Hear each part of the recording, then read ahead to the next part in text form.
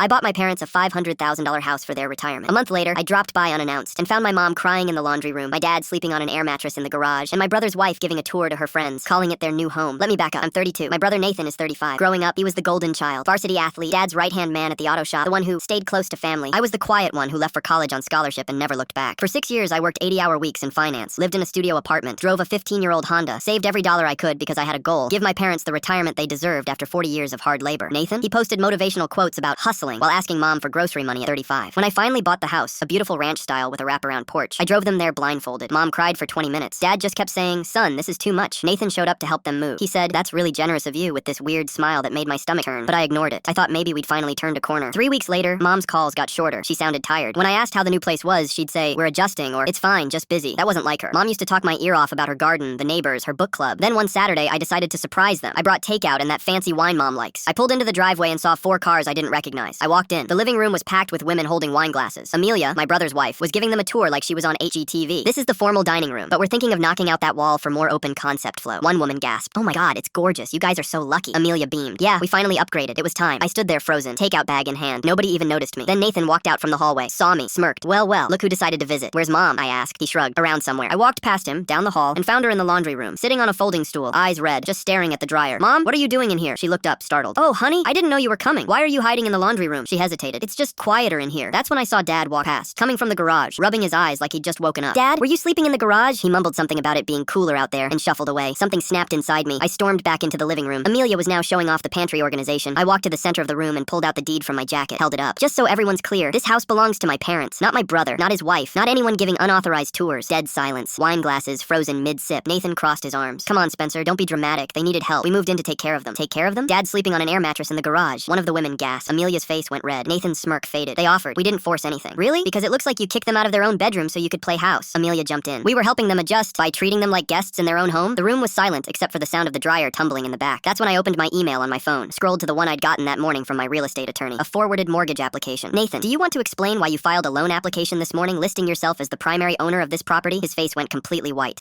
I was just exploring options." "Options? You tried to use my house as collateral for your business loan." Amelia's voice shook. "We were going to tell you when, after the check cleared." I looked at the group of women still standing there with their mouths open. "The tour's over. Please leave." They scattered like roaches when the lights come on. I turned back to Nathan, pulled up my attorney's number, held my phone where he could see it. "You've got 48 hours to pack your things and get out. If you're still here after that, I'm filing trespassing charges. And that mortgage fraud, I'm forwarding it to every bank in the state." Nathan tried to argue. Amelia started crying, but I was done. I called my parents into the living room, told them I was handling it, that they didn't have to live like this anymore. Mom hugged me so tight I could barely breathe. Nathan moved out in 36 hours, didn't say goodbye, didn't apologize, just loaded up his truck and left. My parents got their house back, their bedroom back, their peace back, and me? I got to watch my brother finally face a consequence he couldn't charm his way out of.